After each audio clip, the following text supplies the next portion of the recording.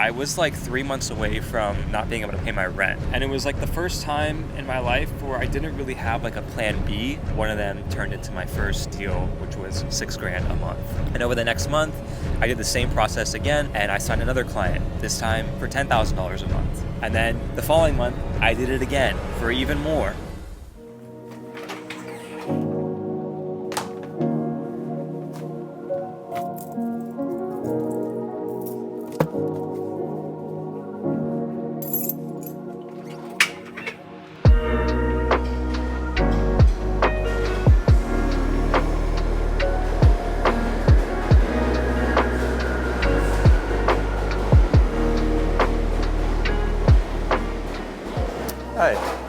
Hi, can you just do an Americano?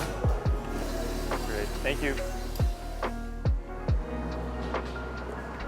2 years ago, I quit my dream 9-to-5 job, packed up and sold all my stuff, moved to New York, almost went broke, and somehow made it out making more money than my 9-to-5, and this is the story.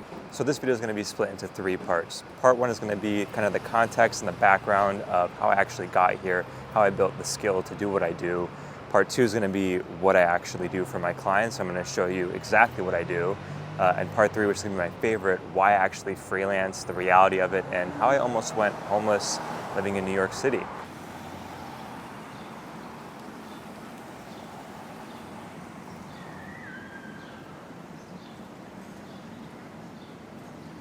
So the story starts over 10 years ago. I'm in college. I'm studying to become a mechanical engineer, and pretty soon into the program, I realized that I actually don't like it at all. And I tried to start a clothing line with one of my friends from high school. The clothing line completely fails, and through that experience, I realized it failed because we had no brand and no marketing power behind it. And at this point in my life, I had no idea what marketing really was. I didn't even know it was a career path. And I sort of fell really deep into Instagram marketing. This is like 2014-ish. And basically I'm in college, I'm studying to become an engineer, but I'm doing all of these like Instagram theme pages, and I'm growing them, and I'm launching all these drop shipping stores, and I'm doing affiliate marketing, and I'm just like teaching myself all this stuff through just watching YouTube videos and just actually doing the thing. And I had a job working at a like auto body car shop, and I was using a lot of that money to fund my ads and try to build a bunch of random online businesses. Long story short, I ended up getting an internship at a startup, which was my first taste of working in tech. Mind you, still studying engineering. Towards the end of college, I'm actually making a decent amount of money from drop shipping. I'm making a decent amount of money from affiliate marketing. And I decided to start a blog and a YouTube channel called Marketer Milk, the one you're watching on right now. And the channel starts to grow, and I ended up actually making a lot of money through YouTube as well with a pretty small audience. And I was doing really well. On the surface, you would look at me and be like, yo, this kid is crushing it, and there's no reason for him to go and get a 9-to-5 job. Somehow, through all this success, I let it get to my head, and I essentially kind of freaked out. And I think it just came from a lot of past limiting beliefs, which I'll get into a little bit in part 3 of this video. But I ended up just stopping everything, and I realized that I actually really loved building brands and just marketing and communications and writing. I really loved writing. I realized the entire time when I was building these drop shipping stores and chasing this affiliate marketing stuff, really what I was doing was I was kind of chasing money. And look, I did not grow up rich by any means. I grew up in a normal, middle-class, suburban family in Southern California. My parents drove a Honda Accord and a Toyota Camry. But I also never craved riches. I think I wanted to get rich because I saw other people wanted to get rich.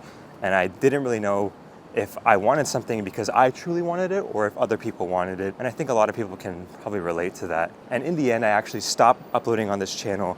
I stopped uploading on any blogs on the Marketer Milk site. I shut down all of my campaigns from affiliate marketing.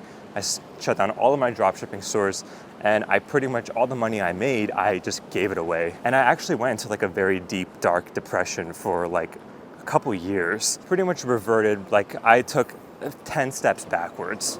And then after that, I ended up just working at a marketing agency, making like a fraction of what I was from all the businesses and all the other stuff that I was doing.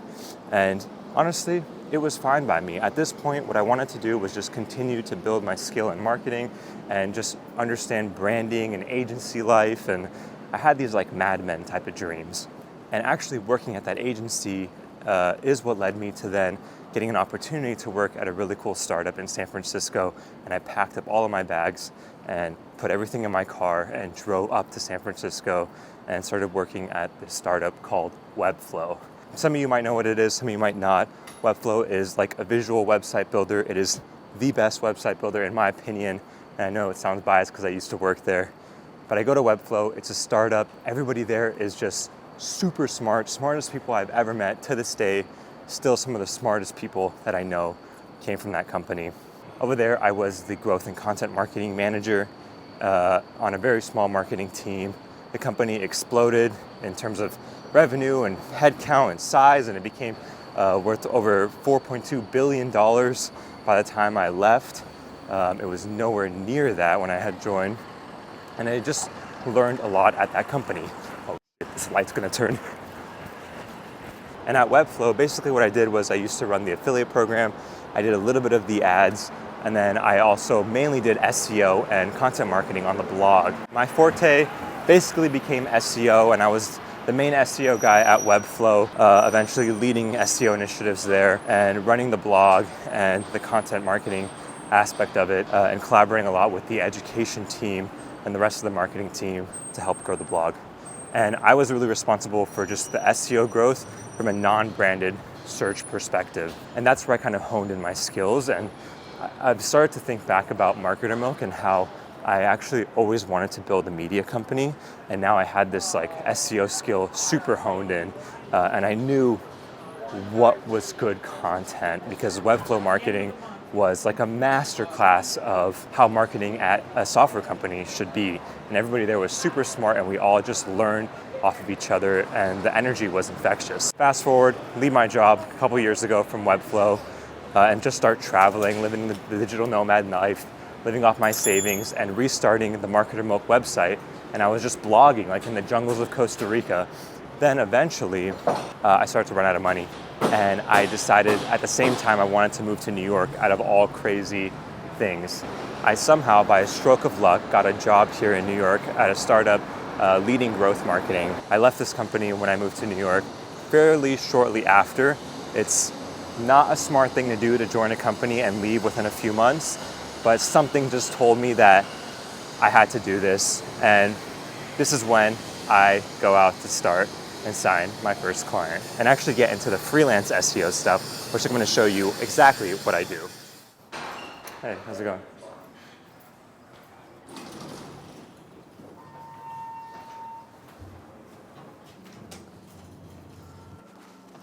All right, I'm not just going to act like I set my camera up and did that.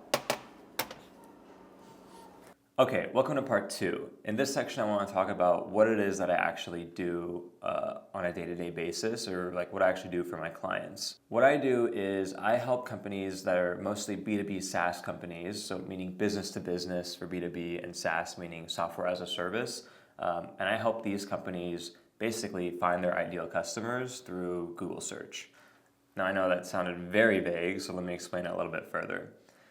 B2B SaaS companies are basically software companies that sell to other businesses. Like depending on if you work in tech or if you work in marketing, you probably interact with these companies or these products on a daily workday basis. So for example, a B2B SaaS company could be a company like Shopify. It could be a company like WordPress or Webflow or Slack or Notion. Like these products, a lot of businesses use them to help them run their business. So they're software products that are selling to businesses. Now, what I'm actually doing as it relates to the full work is I'm basically helping these companies figure out like what is the problem they're solving and the customers they want to reach. And I try to figure out what is each stage that this customer goes through and like their customer awareness journey.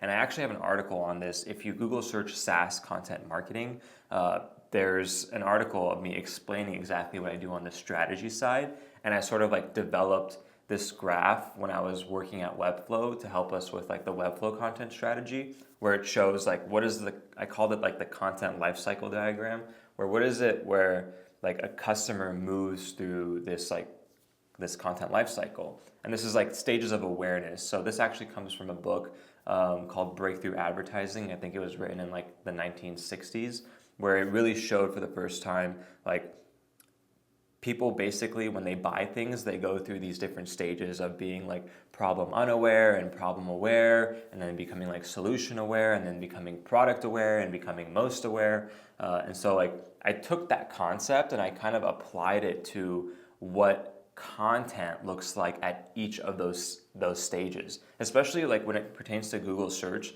The reason why I love like SEO, for example, is because people have like a certain intent when they're going to search for something in Google. Usually they're going because they have a problem and they want to like search something related to that problem. And for example, software company, for example, let's say Notion, somebody that might be a customer of Notion, if they're looking up like, say they're more on the top of the funnel, like maybe problem unaware or problem aware, they might be thinking like how to create a content calendar or something. And so I would like think about content around that area, obviously taking into account the audience that a company like Notion would want to reach, the product that solves that certain problem related to that topic. And I kind of tie all that in. Again, it's in that blog post if you want to read it. And that goes into like the problem aware section. And then we have, say, like, and that's like top of funnel, and say we have like middle of funnel or even bottom of funnel stuff where somebody might like already know what Notion is, or maybe they don't. Maybe they just know they need like a project management tool, and they might Google search something like project management software. And at that point, somebody is like more higher intent to purchase, and so they're looking for like a tool to use. Or like, for example, somebody might be super ready to purchase a product and they might be looking at different options, and they might search something like Notion versus Monday.com or ClickUp or some other project management tool, Asana, whatever tools are out there. And like that's the very, very low bottom of funnel, like super high intent. So like as you move through this funnel, the bottom of funnel tends to be like more conversion focused, but also less people are searching those things because they have to be way more further down in their like customer lifecycle journey. Or you have more the top of the funnel stuff, which is probably getting more searches, but the conversion rate is a lot lower because they're like earlier into their stage of, figuring out what product they want to use or using a certain SaaS product. So I like go through that whole process, and I love that. That's like the area where I get lost in, and I just love to think about strategy and the different audiences a software company caters to, and the different use cases and different problems they solve, and how well those problems and products solve those things. And I kind of think about it, then I take all of that and I come up with a bunch of topics I want to go after, and I like start to use a keyword research tool. Basically my go-to is Ahrefs, but I know SEMrush is also another tool that's really popular. There's some other smaller ones out there that are great, but you have to kind of know what you're doing when you're using these tools, and that's where like that topic research comes. Then I basically figure out what keywords are best to go within those topics, and then this is where I sit with a company and I create an entire editorial calendar, like a content calendar of what articles we're going to release. And this could be on a quarterly basis, it could be on a monthly basis. It generally is monthly or quarterly. And then from there, what I actually do is I take the editorial calendar and I actually produce the content as well. So I mainly work with a lot of clients where I actually use their products already, or like I'm an ideal customer of their product and I truly understand the use cases they solve. I actually turn down a lot of companies that want to work with me simply because I don't really fully understand the space, and I don't feel comfortable like totally like creating content around things I don't fully understand. And then I write the content, and I write it in a very SEO friendly format. I actually have another blog post. If you look up like how to write SEO blog posts, it's somewhere in Google, you can find it. And I actually explain how I write things from like, basically I take like my own ideas, but I infuse it into like a structure that I know Google really likes. So it's taking like that human content that is actually helpful and placing that into a structure that also an algorithm likes. So it's like you can't really over-index on the algorithm. Although you could probably win at Google in terms of traffic if you focus just on the algorithm. But then you want to win at conversions as well. So you want to like focus on the human side. So like what I do is I first focus on the human side, and then from there I figure out what are the types of like topics or what are the types of keywords that can probably fit into that, and try to integrate that into like an SEO format, so I can make sure that when things are being produced, they actually have a chance of being properly distributed in search, and people can actually find them and land on this software company's website and potentially become a user of their product and potentially purchase their products. And after I write the article, I also do the publication. So I'll go into their CMS, whether it's on Webflow, whether it's WordPress, whether it's Ghost, whether it's Contentful, or whatever their CMS is, and I'll publish the content, add all the images, do all that, and then I'll also go back and basically interlink all the content that it's been published, and I monitor it. Months later, if the content's not ranking, I go back, I update the content, or I help build more links to the piece of content and try to move it up the search rankings. So as you can see, like I do everything full stack, and this type of work I've been doing for a handful of years now, and so it's very like streamlined the way I approach it. And actually when I went out to build the Marketer Milk blog, I approached it the very same way. Even though what I do is purely for software companies, I feel like the ideas and the skills and the frameworks, they can translate to building a media company, to growing the SEO traffic of an e-commerce website. There are different things that you need to think about, like for example with e-commerce, there's a lot more like programmatic things you need to think about. But I do basically like content or editorial SEO. There's like editorial and there's programmatic. I don't want to get too deep into all of that because this video would be too long. I'll save it for another video, which I am thinking of doing more like an SEO video on how to actually think about all this. So if you are interested in that, let me know in the comments. But because I'm able to do all this stuff and I'm pretty autonomous in it, it's what separates me from a lot of companies working with large agencies that do a very similar thing. When you're just one person, you can like charge a lower fee than agencies. You can move a lot quicker. And like I also charge just month to month. I don't really like lock people into long contracts, so they're free to come and go. I used to think like this would probably not be a good idea, and it's the reason why agencies lock in these 6-month, 12-month contracts. But for example, like a couple of the clients I've been working with them for over a year now because things are working, and so they just would continue to work with me if things are working. Now, you're also wondering like, hey, this also sounds like a lot of work. How the heck do you do all this? And you're right, it is a lot of work and it can be a lot of work. But I'll explain in part 3 like why I like doing this stuff, and I touched briefly on like staying in your zone of genius.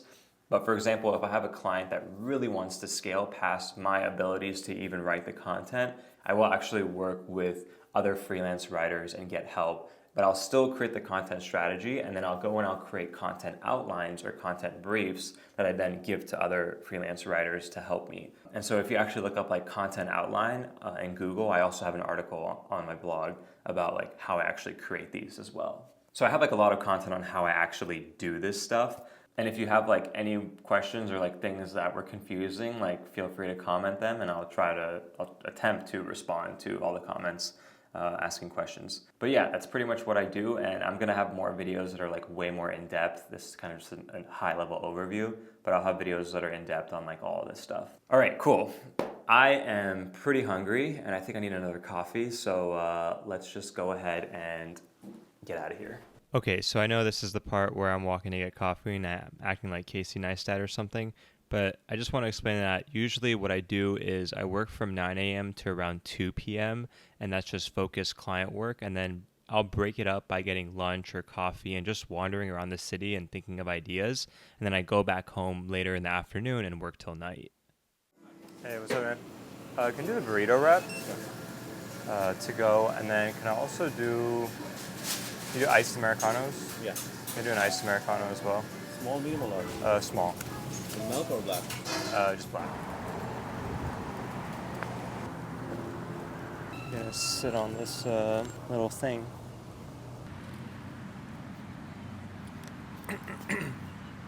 Whoa, my heart is racing from that Americano. Well, welcome to part 3 of this video. why I freelance and pretty much the reality of it. The reason why I even do freelance work, first of all, I never even thought I'd be able to do this. I never thought this was even a thing, or this lifestyle was a thing, until I started working actually in tech, and I worked a regular 9 to 5. And I realized that what I wanted to do was maximize the stuff that I love doing and minimize the stuff that I didn't like doing. I came to this epiphany one day where I just wanted to enhance more of the joy in my life. When I was working a 9 to 5, I learned a ton of stuff. I treated it like a business degree, and I worked really hard, and I was also in a field that I really liked. I was doing content marketing, I was doing growth marketing, I became obsessed with product marketing, I learned about email marketing, and I worked with lifecycle marketing managers and learned things from them, and I just started to love the whole funnel, or I don't even want to call it funnel, but the full range of marketing disciplines. And it's the reason why I run Marketer Milk and why I pretty much love every aspect of marketing. And I would say right now my best skill would be SEO and content, but at one point it was social media, and at one point it was running ads. So who knows, it could continue to evolve and change, but I've come to really love SEO and search. There's just something about the discoverability of search that I love. I realized that I was the most enthusiastic. When I looked at all of my career, I realized that I was the most enthusiastic around doing content strategy and writing. And pretty much the effects of that I loved also looking at. So monitoring, looking at analytics, watching things go up in terms of Google Analytics graphs and Google Search Console graphs, and seeing our users grow. And I just loved growing things. But the one thing I didn't like was being in meetings all day. I didn't like responding to a bunch of Slack messages. I didn't like doing these little side quests at work where somebody asked for some report and it was outside of, the scope of my zone of genius, and I had to go do it because I was employed by this company. And I came to realize that maybe not at startups, but as companies grow, it's a lot of busy work and nothing is really getting done and things move very slow. And I'm the type of person that I really like to go from idea to final product as soon as possible. If something slows me down throughout that process, it really starts to bother me. And that's just something I learned about myself. I realized when I was working a 9 to 5, I was pretty much only productive for 3 hours of that 8-hour workday. And the rest of it was, just meetings and mindless work and scrolling around on LinkedIn. And this was all during the period that we all know about when a lot of people went and started working from home. And I just realized how much time I was wasting. The rest of it, I was just kind of sitting around staring at my computer screen, just being very reactionary to other people's requests. I realized that I can, if I'm productive for 3 hours of the day, who's not to say that I can just do that 3 hours a day thing and multiply it, not working for one company, but working for multiple companies, and fill 3 hours into a 9-hour day, but also make 3 times as much money, and I'm actually always doing the thing that I want to be doing and none of the things I don't want to be doing. I think another aspect of it too is that I always wanted to work for myself. And I have in the past. I used to run this YouTube channel, I used to do dropshipping stores, I used to have an affiliate marketing business where I did things through paid advertising.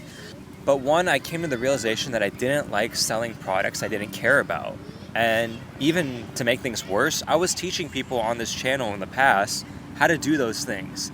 And created this dilemma that I had, and I just couldn't continue to create content around the things that I was 6-7 years ago. And I kind of realized this because I started to self-sabotage myself a lot. I stopped paying attention to my businesses, I stopped creating content, borderline felt like selling products to people that I didn't care about and making money from it was not ethically a correct thing to do. Granted, I'm not saying that any of these things are inherently bad, or that if you are selling a product you don't care about, you're not a good person. I'm not saying that at all. I'm saying internally for myself, it just did not feel right. And I came to the realization that everything that I was doing in the past was to create money, and it wasn't coming from this really self-fulfilling thing. And actually the only thing that was coming from that self-fulfilling kind of place was learning things and teaching them to people. But the things that I was teaching was not fulfilling, but the act of teaching was. And so that's why I took a break to go and learn and do things that I did care about. So then after, in this case, 6-7 years, I can come back and do the thing that I love, which is creating content and teaching people things, and also teaching people things that I love and that I feel really good about. But even going freelance was like a major pain. And moving to New York, I think it was finally the thing that really stopped a lot of my self-limiting beliefs around doing client work and doing freelance work. And really it was like, when I came here, I was in a position where I stopped working with the company that I was working here, and I was like 3 months away from not being able to pay my rent. And that really scared me. And it was like the first time in my life where I didn't really have like a plan B, and my back was against the wall. And something about New York City where other people are kind of going after it, and you don't really have like a strong plan B, I realized that it forces you to just do the thing that you've been afraid of. And for me, and maybe you can relate, it's not necessarily a lack of skills. Sometimes it is. Sometimes you have to go and hone in on a craft, but sometimes we can get lost in just like honing in on a craft so much or learning so much about a thing and not actually doing the thing because we're scared. And I was in this position. I knew how to grow websites. I knew that I had the skills to make a fruitful business, doing SEO for other businesses. But I had this self-limiting belief that I couldn't find clients, or I couldn't do sales and sign clients. And then what if I couldn't deliver on these services and all of a sudden I look like a terrible person? But it was all stupid to think about because I had a track record of success growing websites of the companies I worked for, growing my own website, and there really was no point for imposter syndrome to kick in. But it did. And I think the one thing that started to change my mindset was I framed it differently in that, hey, I am already technically doing client work if I think about it, even if I'm working for somebody. I am trading a skill I have or the time that I have in return for a salary, in return for money. It's the same concept when I do client work. So let me just treat my client work like it's a part-time job and not pretend like I'm building a business in a way. And in that process, I actually was building a business. Now, granted, people might say, if you're trading your time for money, it's not a real business, but I think that's a really dumb way to look at it. You're always trading your time for money, whether you're working for somebody or you're self-employed. You're always doing something where you're trading your time. Either you're the one executing, or you're managing other people that are executing, or you're managing people that are managing people that are executing. You're still doing something. And when I was in New York, just back against the wall, I basically sat down one day and I said, Omid, what is the highest ROI task you can do today? Because I was freaking out. I was having panic attacks and I didn't know what to do. And I had all these skills and I could build a business, but I was afraid to. And I sat down and I said, the highest ROI task I can do is email a few companies and tell them who I am, what I do, and what I can do for them. And I didn't go and say hey, I'm going to reach out to 100 people in one day and I'm going to create all these process docs and these SOPs and I'm going to create all these presentations and reports and case studies and send them to a bunch of people. That was way too much overload for a person that was really scared and was kind of freaking out on what to do.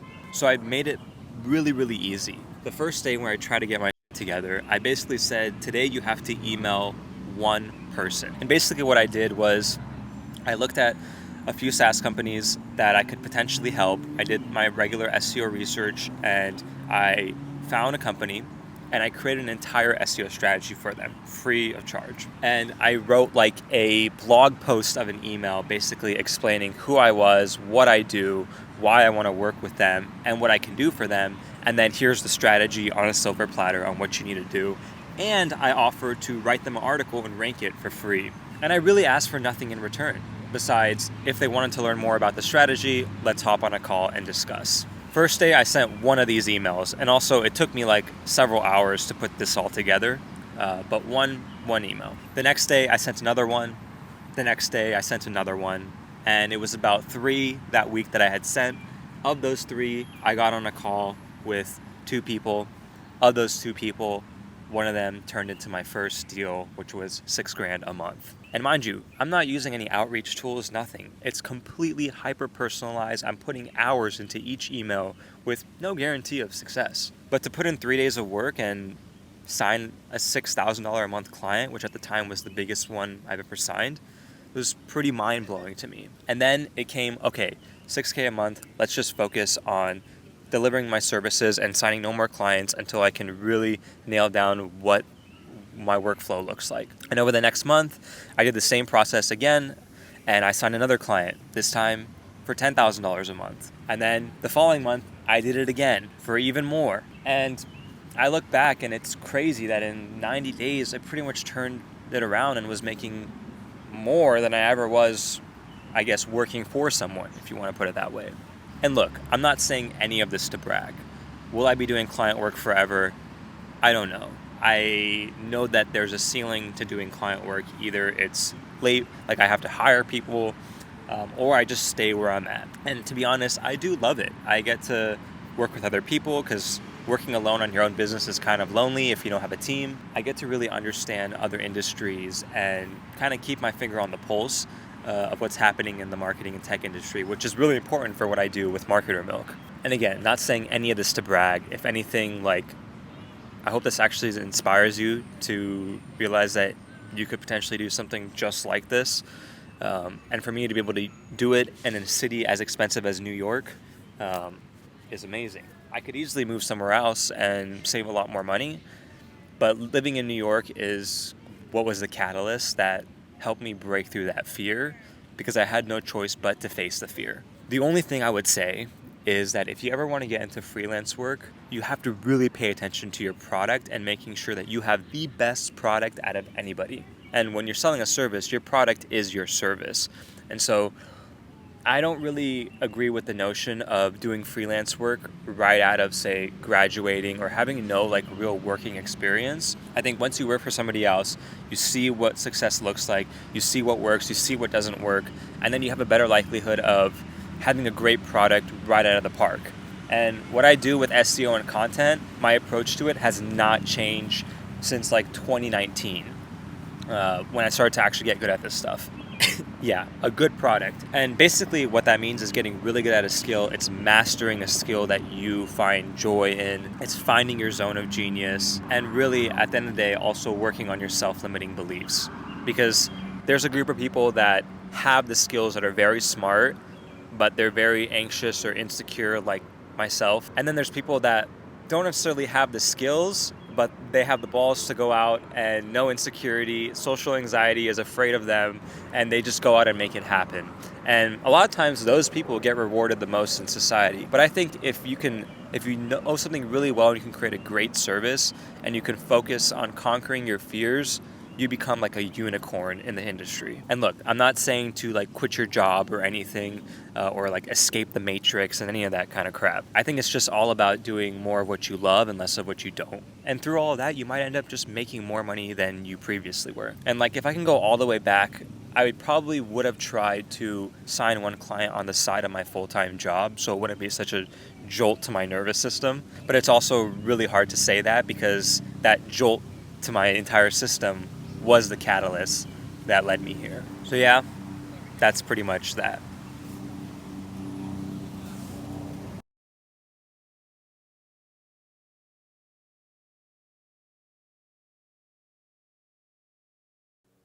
Maybe I shouldn't even do this on a whiteboard. This freaking sucks. See, I actually don't really know what I'm doing here.